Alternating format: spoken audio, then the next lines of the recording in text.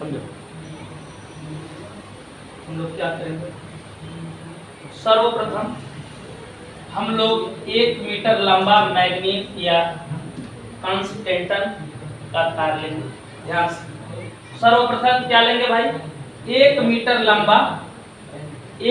लंबा मैग्नीट का तार लेंगे। इस तार पर 2 यल आकार के, इस तार पर 2 यल आकार के तांबे का पट्टी लगा देंगे। ये जो 1 मीटर तार मैग्नीट का है ना, इससे सटा हुआ 2 यल आकार का पट्टी लेंगे। कैसा पट्टी होगा, तांबे का पट्टी होना चाहिए। इन 2 यल आकार के तांबे की पट्टियों में हम 4 संयोजक पेंच लगाएंगे। पेंच 4, एक यहाँ पर, एक यहाँ पर, एक यहाँ पर, एक 4 पेंच लगाएंगे बराबर। इन पट्टियों में मैं 1 मीटर स्केल का एक मापक यंत्र लगा लूंगा। 1 मीटर स्केलिंग लगा लूंगा, ये नापने के लिए कि तार 1 मीटर है कि नहीं, ज्यादा दूरी नहीं होनी चाहिए, ठीक है। इन दोनों यल आकार की पट्टी के अलावा एक पट्टी मैं और लूंगा जिनमें 3 संयोजक पेंच लगेंगे। एक पट्टी मैं और लूंगा जिसमें कितना, ये जो यल आकार की एक पट्टी है, इसमें जो संयोजक लगा है, इससे मैं एक प्रतिरोध बॉक्स बनाऊंगा और उस प्रतिरोध बॉक्स का एक तार इससे और दूसरा इस डी पट्टी के पहले पेंच से क्या करूंगा।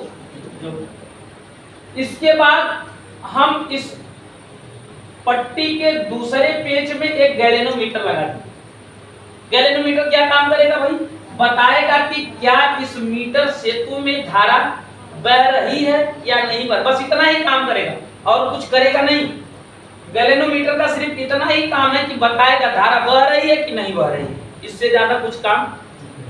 ठीक, इसके बाद जो इसका तीसरा पेंच होगा, इसका तीसरा पेंच इसके तार के दूसरे पट्टी के पहले पेंच से क्या होगा, लगा दिया जाएगा और इसी तार के द्वारा हम लोग अज्ञात प्रतिरोध की क्या करेंगे, गणना करेंगे बराबर। ये जो हमारा पट्टी है तांबे की 3 संयोजक पेंच वाली, इससे मैं एक सर्पी कुंजी मतलब एक जैकी को लाऊंगा और उस जैकी को इस मैग्नीट तार से ऐसे टच कराऊंगा कि सिर्फ वो उसको टच अप करेगा, ऐसा छुआऊंगा कि सिर्फ वो क्या करेगा, टच करेगा, जिससे धारा क्या हो, बहे, सिर्फ टच करेगा बराबर।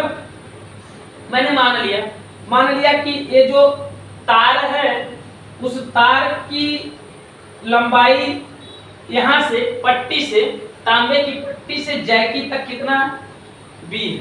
आप लोग नाप के करना, देखो हमारा बीचों बीच नहीं है, इसको आप स्केलिंग करना तो नाप के बना लेना कि ये बीच में आए। तो यहां से यहां तक की दूरी क्या है, a से b।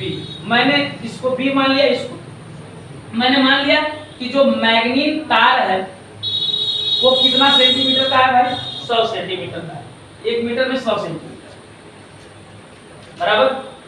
मैंने मान लिया दूसरा बात कि मैग्नीट तार का ए संयोजक पेंच से जैकी तक की दूरी क्या है, यल, ठीक। और ए से लेके सी की दूरी कितना है, 100 सेंटीमीटर। तो बेटा अगर यहाँ से यहाँ यल है, यहाँ से यहाँ 100 है, तो बी से सी की दूरी हम नहीं निकाल लेंगे। इस पूरी दूरी में से ये छोटा सा दूरी माइनस कर देंगे तो नहीं आ जाएगा, आ जाएगा, बोलो।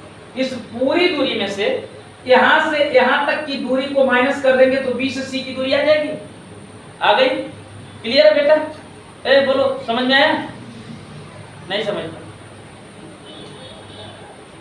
मान लिया यहां से यहां तक की दूरी कितनी है, 100, ठीक। मैंने मान लिया यहां से इस जैकी तक की दूरी कितना है, यल। तो बेटा अगर पूरी दूरी यल है और यहां से यहां तक की दूरी पूरी दूरी 100 सेंटीमीटर है, यहां से यहां तक की दूरी यल है, तो बिटिया यहां से यहां तक की नहीं निकालेंगे, ये पूरी दूरी में से ये वाली दूरी माइनस कर देंगे तो नहीं आ जाएगा,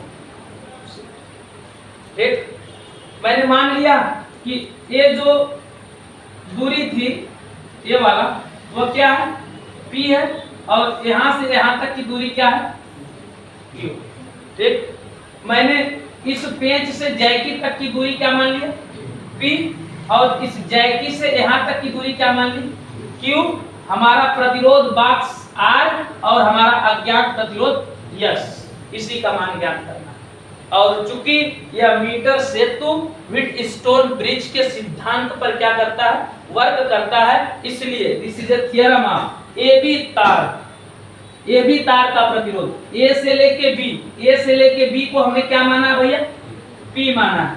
ठीक, मैंने कहा कि P is a directly proportional to लंबाई के बटे अनुप्रस्थ काट का। हमने कहा भैया अगर AB तार के प्रतिरोध को बढ़ा दोगी तो उस तार की लंबाई ऑटोमेटिक क्या होगी P is a directly proportional to L। अगर प्रतिरोध तार की लंबाई बढ़ गई तो बेटा ये समझ लेना, प्रतिरोध अगर बढ़ गया तो उसकी लंबाई भी क्या होगी ऑटोमेटिक। दूसरा P is a directly proportional to 1/, अगर आप इस AB तार के प्रतिरोध को बढ़ा दो उसके अनुप्रस्थ काट का क्षेत्रफल क्या होगा भैया कम हो जाए। दो कंडीशन अप्लाई किया गया। अगर A बढ़ा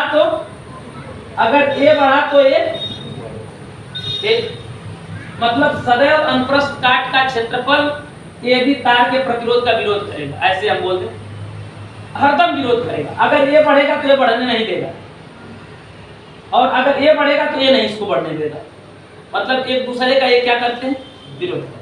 हमने निकाल लिया यहाँ से P बराबर, क्योंकि प्रतिरोधकता हम लोग जानते हैं क्या होता है रो, प्रतिरोधकता को किससे प्रकट करते हैं, तो P बराबर रो इंटू L अपान, जिससे समीकरण नंबर, वो समीकरण 1 था, ये समीकरण हमें प्रूफ क्या करना है भाई, P अपान Q बराबर R अपान बराबर, इसको समीकरण नंबर हमने, संतुलन की स्थिति यही है। अगर इस स्थिति में यह मीटर सेतु अर्थात लाइन क्या है बराबर जा रही है, धारा क्या है बराबर बढ़ रही है, यह संतुलन की स्थिति।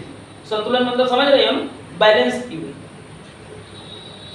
मैंने B से लेके C तार का प्रतिरोध ज्ञात किया, BC तार को हमने क्या माना Q बराबर क्या हो जाएगा भाई, अब यहाँ पर प्रतिरोधकता रो, ठीक, और इसके बाद L अपान L क्या है 100 माइनस L अपान, इसको रिलेशन नंबर, हम समीकरण 2 में समीकरण 3 से क्या किए भाग दे, कोई दिक्कत।